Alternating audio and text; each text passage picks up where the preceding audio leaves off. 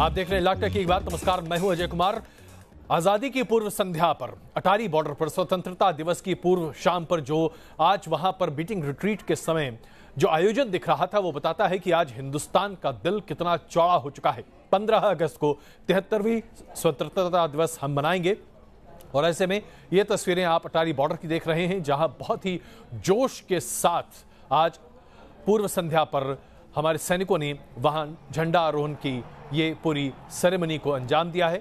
आप देखिए किस तरीके से दोनों पक्ष, यानी कि पाकिस्तान जो आज अपनी आज़ादी का दिन मना रहा है और हिंदुस्तान जो आज़ादी की पूर्व संध्या पर वहां पर मौजूद है, दोनों देशों ने अपने अपने झंडे अपने हिसाब से उतारे और उसके साथ साथ सांस्कृतिक समारोह भी वहां पर, और साथ ही साथ लोग जो वहां पर थे वो पूरे देश के जज्बे को वहां प्रदर्शित करते दिखाई दे रहे थे। हर तरह से कलाबाजियां भी होती दिखाई दी, उसके साथ साथ लोगों का जोश और जुनून दिखा, तिरंगा लहराया गया और उसके साथ साथ ये कहा जा सकता है कि पूरे हिंदुस्तान ने आज ये जतलाया कि आज़ादी का क्या मतलब होता है।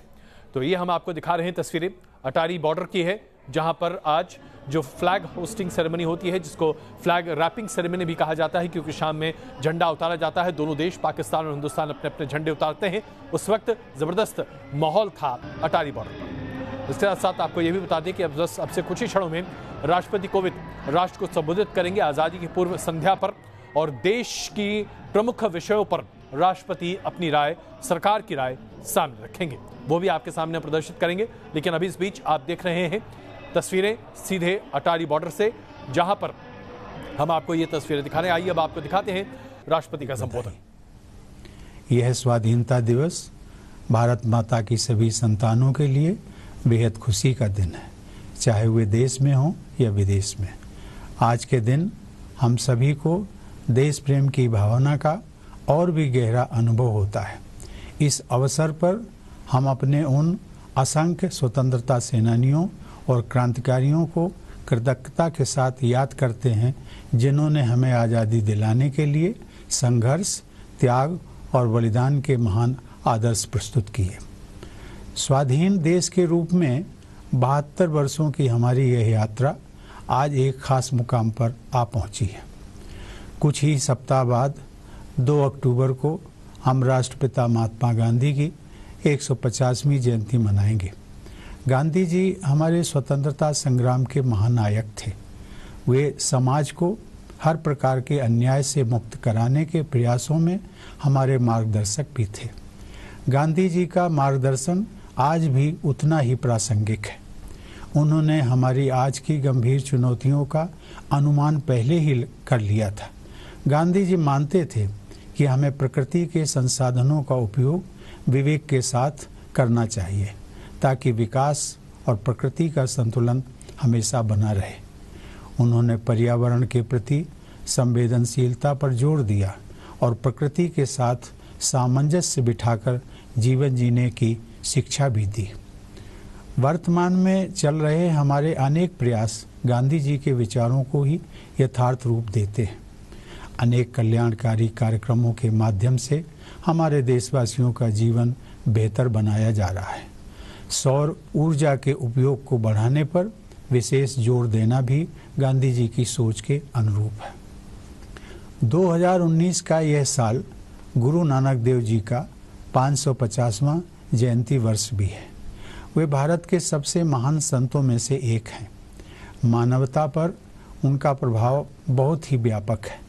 सिख पंथ के संस्थापक के रूप में लोगों के हृदय में उनके लिए जो आदर का भाव है, वह केवल हमारे सिख भाई बहनों तक ही सीमित नहीं है। भारत और पूरी दुनिया में रहने वाले करोड़ों श्रद्धालु उन पर गहरी आस्था रखते हैं। गुरु नानक देव जी के सभी अनुयायियों को मैं इस पावन जयंती वर्ष के लिए अपनी हार्दिक शुभकामनाएं देता हूँ। प्यारे देशवासियों, जिस महान पीढ़ी के लोगों ने हमें आज़ादी दिलाई, उनके लिए स्वाधीनता केवल राजनीतिक सत्ता को हासिल करने तक सीमित नहीं थी। उनका उद्देश्य प्रत्येक व्यक्ति के जीवन और समाज की व्यवस्था को बेहतर बनाना भी था। इस संदर्भ में मुझे विश्वास है कि जम्मू कश्मीर और लद्दाख के लिए हाल ही में किए गए बदलावों से वहां के निवासी बहुत अधिक लाभान्वित होंगे।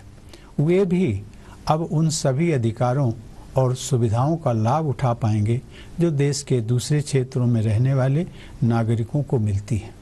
वे भी अब समानता को बढ़ावा देने वाले प्रगतिशील कानूनों और प्रावधानों का उपयोग कर सकेंगे। शिक्षा का अधिकार कानून लागू होने से सभी बच्चों के लिए शिक्षा सुनिश्चित की जा सकेगी। सूचना का अधिकार मिल जाने से अब वहाँ के लोग जनहित से जुड़ी जानकारी प्राप्त कर सकेंगे।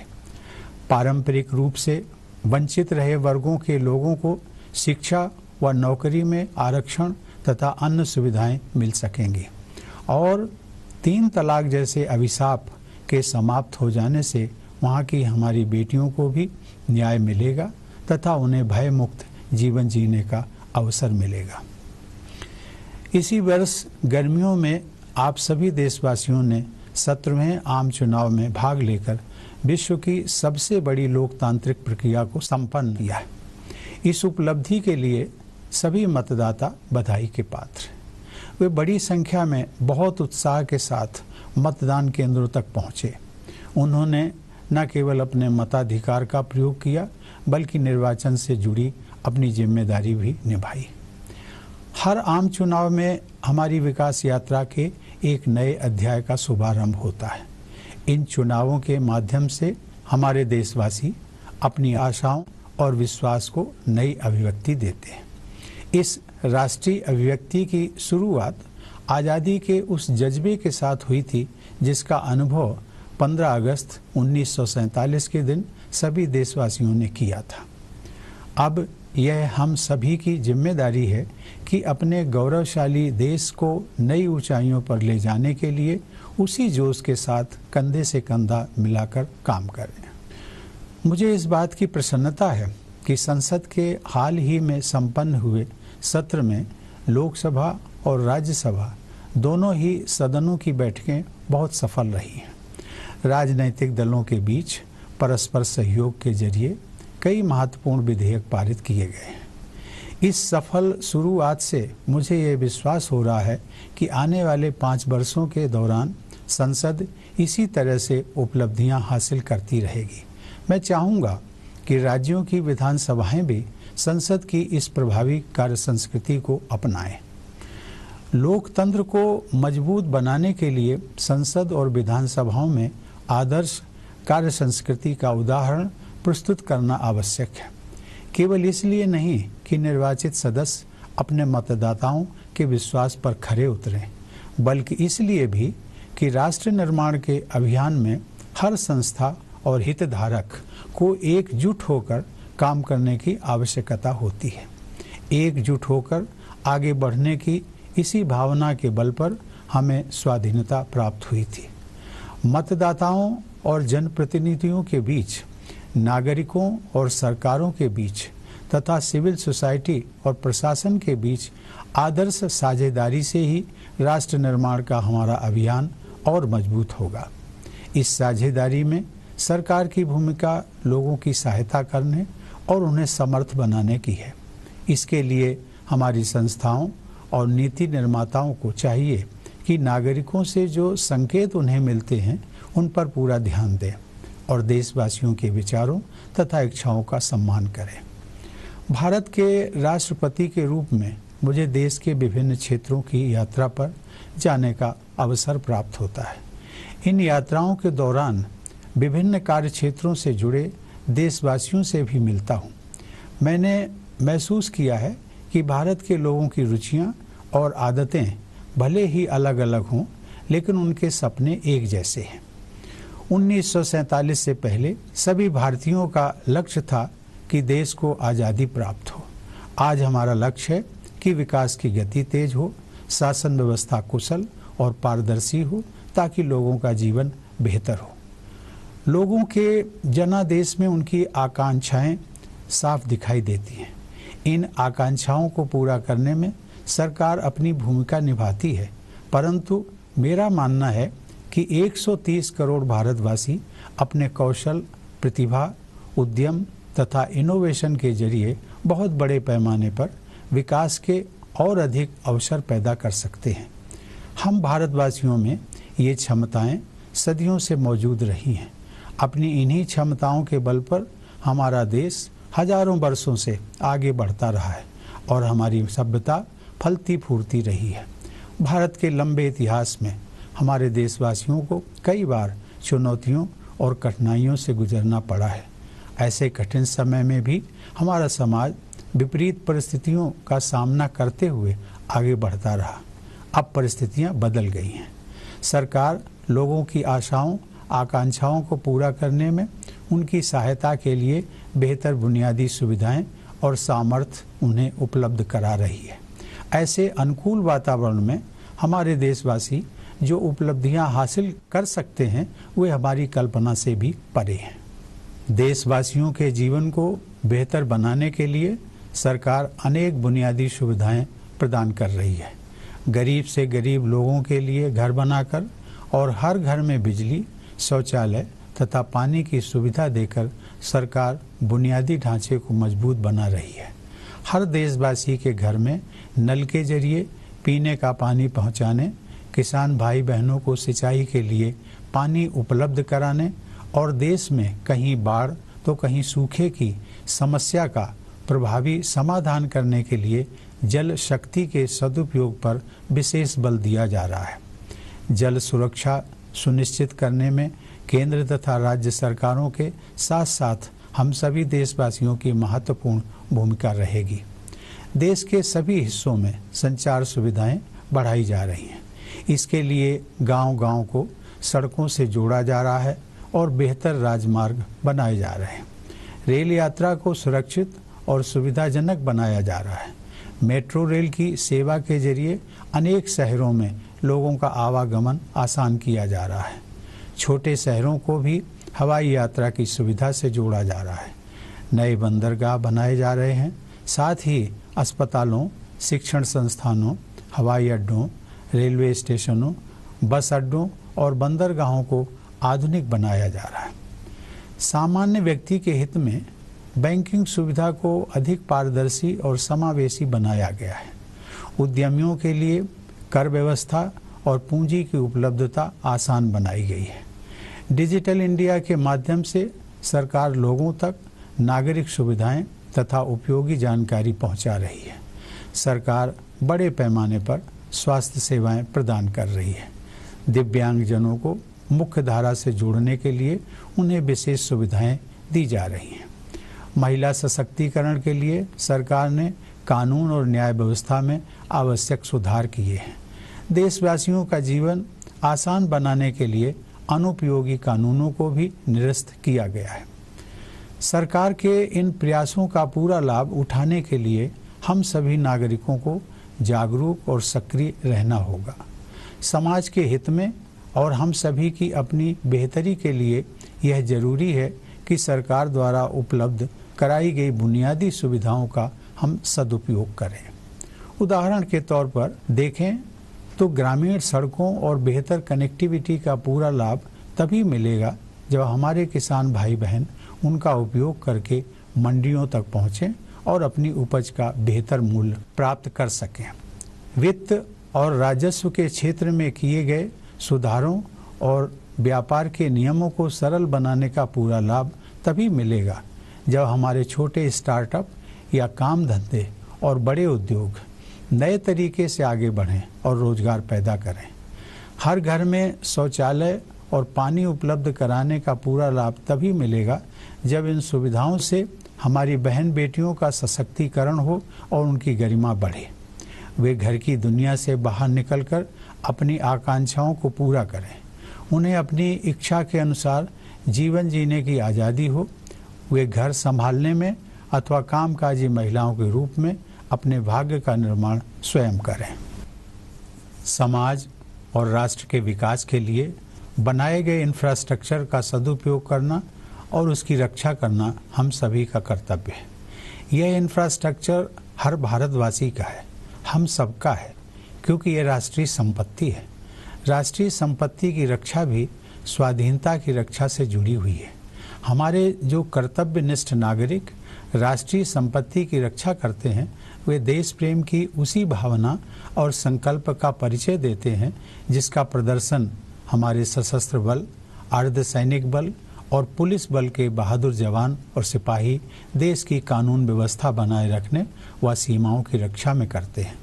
मान लीजिए कि कोई गैर जिम्मेदार व्यक्ति किसी ट्रेन या अन्य सार्वजनिक संपत्ति पर पत्थर फेंकता है या उसे नुकसान पहुंचाने वाला है, और यदि आप उसे ऐसा करने से रोकते हैं तो आप देश की मूल्यवान संपत्ति की रक्षा करते हैं।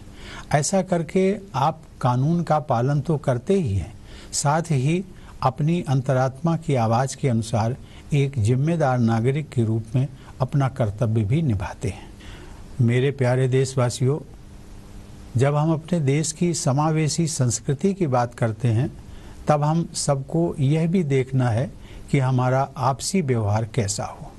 सभी व्यक्तियों के साथ हमें वैसा ही सम्मानजनक व्यवहार करना चाहिए जैसा हम उनसे अपने लिए चाहते हैं।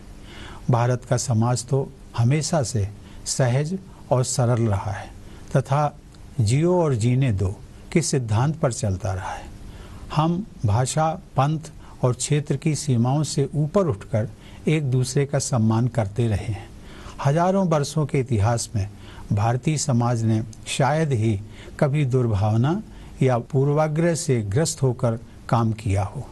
मेलजोल के साथ रहना, भाईचारा निभाना, निरंतर सुधार करते रहना और समन्वय पर जोर देना हमारे इतिहास और विरासत का बुनियादी हिस्सा रहा है।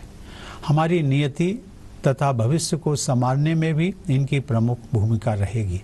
हमने दूसरों के अच्छे विचारों को खुशी खुशी अपनाया है और सदैव उदारता का परिचय दिया है। दूसरे देशों के साथ हमारे संबंधों में भी हम सहयोग की इसी भावना का परिचय देते हैं। हमारे पास जो भी विशेष अनुभव और योग्यताएं हैं उन्हें सहयोगी देशों के साथ साझा करने में हमें खुशी होती है। हम चाहे देश में हों या विदेश में, भारत के इन सांस्कृतिक मूल्यों को हमें सदैव अपने मानस पटल पर बनाए रखना है। भारत युवाओं का देश है। हमारे समाज का स्वरूप तय करने में युवाओं की भागीदारी निरंतर बढ़ रही है। हमारे युवाओं की ऊर्जा खेल से लेकर विज्ञान तक और ज्ञान की खोज से लेकर सॉफ्ट स्किल तक कई क्षेत्रों में अपनी प्रतिभा बिखेर रही है। यह बहुत ही प्रसन्नता की बात है कि युवा ऊर्जा की धारा को सही दिशा देने के लिए देश के विद्यालयों में जिज्ञासा की संस्कृति को बढ़ावा दिया जा रहा है। यह हमारे बेटे बेटियों और आने वाली पीढ़ियों के लिए हमारा अमूल्य उपहार होगा। उनकी आशाओं और आकांक्षाओं पर विशेष ध्यान देना है, क्योंकि उनके सपनों में हम भविष्य के भारत की झलक देख पाते हैं। मेरे प्यारे देशवासियों, मुझे विश्वास है कि समाज के अंतिम व्यक्ति के लिए भारत अपनी संवेदनशीलता बनाए रखेगा। भारत अपने आदर्शों पर अटल रहेगा। भारत अपने जीवन मूल्यों को संजोकर रखेगा और साहस की परंपरा को आगे बढ़ाएगा। हम भारत के लोग अपने ज्ञान और विज्ञान के बल पर चांद और मंगल तक पहुंचने की योग्यता रखते हैं। साथ ही हमारी संस्कृति की यह विशेषता है कि हम सब प्रकृति के लिए और सभी जीवों के लिए प्रेम और करुणा का भाव रखते हैं। उदाहरण के लिए, पूरी दुनिया के जंगली बाघों की 3/4 आबादी को हमने सुरक्षित बसेरा दिया है। हमारे स्वतंत्रता आंदोलन को स्वर देने वाले महान कवि सुब्रमण्य भारती ने 100 वर्ष से भी पहले भावी भारत की जो कल्पना की थी वह आज के हमारे प्रयासों में साकार होती दिखाई देती है। उन्होंने कहा था, मंदरम करपोम विनय तंदरम करपोम वाने अलप्पोम कडल मीने अलप्पोम चंदिर मंडलतु इयल कंडु तेलिवोम संधि तेरु पेरुकुम सत्तिरम करपोम। अर्थात हम शास्त्र और कार्यकुशलता दोनों सीखेंगे। हम आकाश और महासागर की सीमाएं नापेंगे। हम चंद्रमा की प्रकृति को गहराई से जानेंगे। हम सर्वत्र स्वच्छता रखने की कला सीखेंगे। मेरे प्यारे देशवासियों, मेरी कामना है कि हमारी समावेशी संस्कृति, हमारे आदर्श, हमारी करुणा, हमारी जिज्ञासा और हमारा भाईचारा सदैव बना रहे। और हम सभी इन जीवन मूल्यों की छाया में आगे बढ़ते रहें। इन्हीं शब्दों के साथ मैं आप सभी को स्वाधीनता दिवस की अग्रिम शुभकामनाएं देता हूं। धन्यवाद। जय हिंद।